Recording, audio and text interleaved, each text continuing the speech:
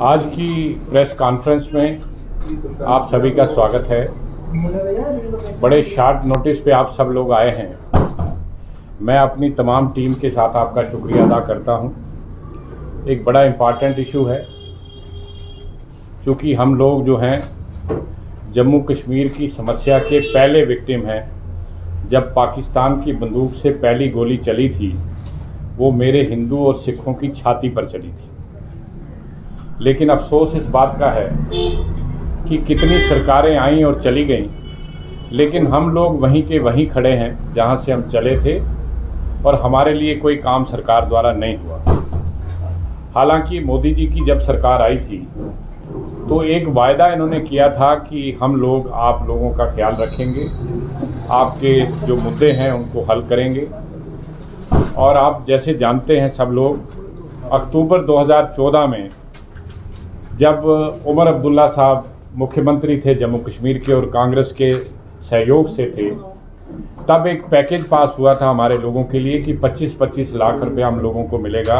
हमारे 1947 में आने वाले उन परिवारों को जो अपना सर्वस्व लुटाकर, जिनका सब कुछ LOC के पार पड़ा है, चल और अचल संपत्तियां, उसके बदले में एक एक्स ग्रेशिया ग्रांट दी जाएगी। हमारे बच्चों को प्रोफेशनल टेक्निकल कॉलेज में रिजर्वेशन दी जाएगी। और तीसरी बात ये थी कि जो एजुकेटेड अनएम्प्लॉयड यूथ होगा हमारा, उनको नौकरियों का एक पैकेज दिया जाएगा, ताकि एक सहारा परिवार को मिले और परिवार खड़ा हो जाए। लेकिन बड़े अफसोस के साथ मुझे ये कहना पड़ रहा है कि आज 7 से अधिक साल बीत चुके हैं। हम लोग जहाँ थे वहीं खड़े हैं, हमारे लिए कोई काम नहीं हुआ है। और जितने कानून भी हमारी रियासती सरकार बनाती है, वो कानून भी हम पर इम्प्लीमेंट नहीं होते, हालांकि वो बनते हमारे लिए। आपने सुना होगा कि एक इन्होंने पहाड़ी स्पीकिंग सर्टिफिकेट लोगों को मिले, और बाद में ये भी चर्चा है कि उन पहाड़ियों को ST का स्टेटस मिलेगा। हमने कहा हमारे लोग कहीं तो खड़े हों, कोई तो सहारा उनको मिले। लेकिन अफसोस इस बात का है कि जब हम लोग अप्लाई करते हैं पहाड़ी स्पीकिंग सर्टिफिकेट के लिए, तो सरकार ना करती है ना हाँ करती है, और मजबूर होकर हम हाई कोर्ट जाते हैं। हाई कोर्ट में 21 फरवरी को हमारे हक में फैसला होता है। हाई कोर्ट ये डायरेक्शन देती है स्टेट गवर्नमेंट को कि 2 महीने के अंदर अंदर इसका फैसला करें कि आपने देना है या नहीं देना है। और ये सर्टिफाइड कापियाँ हम इनको 24 फरवरी को पहुँचा देते हैं, और 2 महीने 24 अप्रैल को होने जा रहे हैं, जिस दिन प्रधानमंत्री जम्मू कश्मीर आ रहे हैं। लेकिन मैं समझता नहीं कि इनके सोच में, इनकी कभी आने वाले भविष्य की स्कीमों में हमारे परिवारों के लिए कोई योजना होगी। और जो योजना इनके आने से पहले भी बनी थी, उन योजनाओं को भी इन्होंने रोक रखा है। अब आज की प्रेस कॉन्फ्रेंस के माध्यम से हम सरकार को ये कह देना चाहते हैं कि अगर इस महीने के आखिर तक, यानी अप्रैल के 30 तारीख तक हमें पहाड़ी स्पीकिंग सर्टिफिकेट ना मिला, जिसका मैं हकदार हूं, उसमें 3 चीज़ें हैं कि मेरा क्लैन, मेरा ट्राइब और मेरी जो मातृभाषा है, मेरी जो माँ बोली है, वो पहाड़ी होनी चाहिए। मैं तीनों चीज़ों को क्वालिफाई करता हूं, मेरी बिरादरी उसको क्वालिफाई करती है, लेकिन फिर भी मुझे इनकार किया जा रहा है। और मैं आपकी प्रेस कॉन्फ्रेंस के माध्यम से ये कह देना चाहता हूं कि अगर 30 अप्रैल तक सरकार ने हमें वो ना दिया, और इसके अतिरिक्त हमारे पैकेज पर कोई बात ना की, हमारी असेंबली की सीटों पर कोई चर्चा ना की, तो मैं खुद चेयरमैन SOS इंटरनेशनल सबसे पहले मैं अपनी जान दूंगा, अपने पर मिट्टी का तेल छिड़क कर आग लगाऊंगा, और मेरे बाद मेरे ये तमाम साथी एक एक करके अपनी जान देंगे। रोज का एक आदमी मरेगा, और इसकी सारी जिम्मेदारी सरकार की होगी। और ये एक्सट्रीम स्टेप हम आज इसलिए ले रहे हैं क्योंकि हमें सरकार ने मजबूर कर दिया। इतने वर्षों तक हम इस बात का लगातार इंतजार करते रहे कि शायद कभी इनको होश आएगी, हमें इंसान समझेंगे, हमें किसी काबिल समझेंगे, हमें उन संवैधानिक अधिकारों को उससे वंचित नहीं करेंगे, हमें देंगे।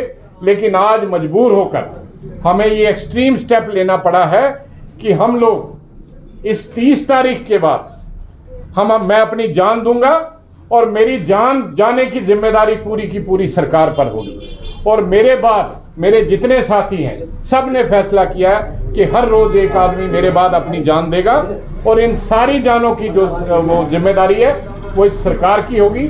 और मैं आपको बता देना चाहता हूँ, एलजी एडमिनिस्ट्रेशन इतनी निकम्मी है कि यहाँ के अधिकारी इतने निकम्मे हैं, वो टेलीफोन तक नहीं उठाते।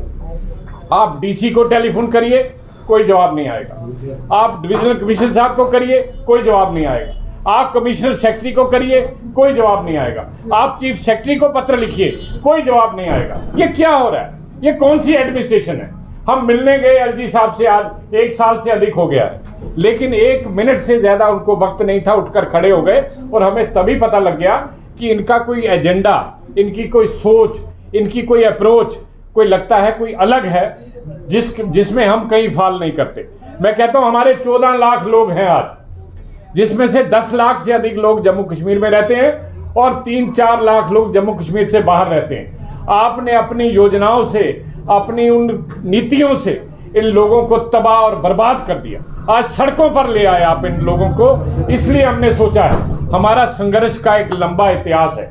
जो लोग हमें जानते हैं, मुझे जानते हैं, मेरी ऑर्गेनाइजेशन को जानते हैं, हमने जेलें भुगती हैं, पुलिस से मारे खाई हैं, हमने हर तरह का जो है वो टार्चर सरकार का सहा है, लेकिन हम कभी डरे नहीं हैं। और आज हम बता देना चाहते हैं, ये एक्सट्रीम स्टेप हम इसलिए लेने जा रहे हैं क्योंकि आज हम इनके एजेंडा में नहीं है, इनके प्रोग्राम में नहीं है, हम कहीं भी ठहरते नहीं हैं। इनसे पूछा जाए कि पार्लियामेंट्री स्टैंडिंग कमेटी आपने बनाई, भाई साहब हमने नहीं बनाई।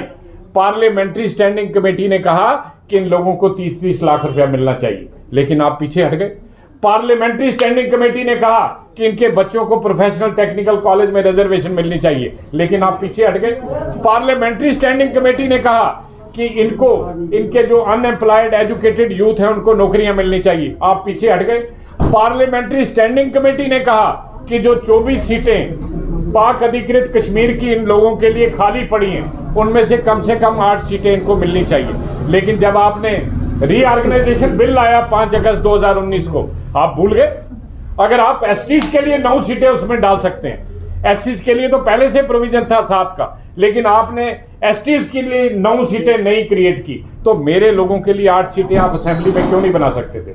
और मैं समझता हूं मेरी तबाही और बर्बादी का एक ही कारण है। मूल कारण क्या है कि मुझे पॉलिटिकल एम्पावरमेंट आज तक नहीं मिली। अगर मेरे विधायक होते, मेरे मेंबर पार्लियामेंट होते, आज आप कह रहे हो हम इलाके को खाली कराएंगे, किसको खाली कराओगे? उसकी तो पूरी शक्ल पाकिस्तान ने बदल के रख दी है।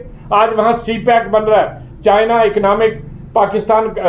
पाकिस्तान इकोनॉमिक कॉरिडोर बन रहा है, वहां मेरी जमीनों को तबाह किया जा रहा है, बर्बाद किया जा रहा है, सड़कें बन रही हैं, रेल मार्ग बन रहे हैं, मेरे घर तोड़े जा रहे हैं, हम नहीं रोक पा रहे उनको। तो आप वापस भेजकर मुझे कहां भेजोगे आप? ये एक तमाशा है। मैं समझता हूं कि अब इसका अंत होना चाहिए, और अगर सरकार उसका अंत नहीं करेगी, हम अपने आप को अपना अंत करके खत्म कर देंगे, क्योंकि हमें ऐसी व्यवस्था में नहीं रहना, ऐसी जगह नहीं रहना जहां हमारी सुनवाई ना हो, जहां हमें कोई सुनता ना हो।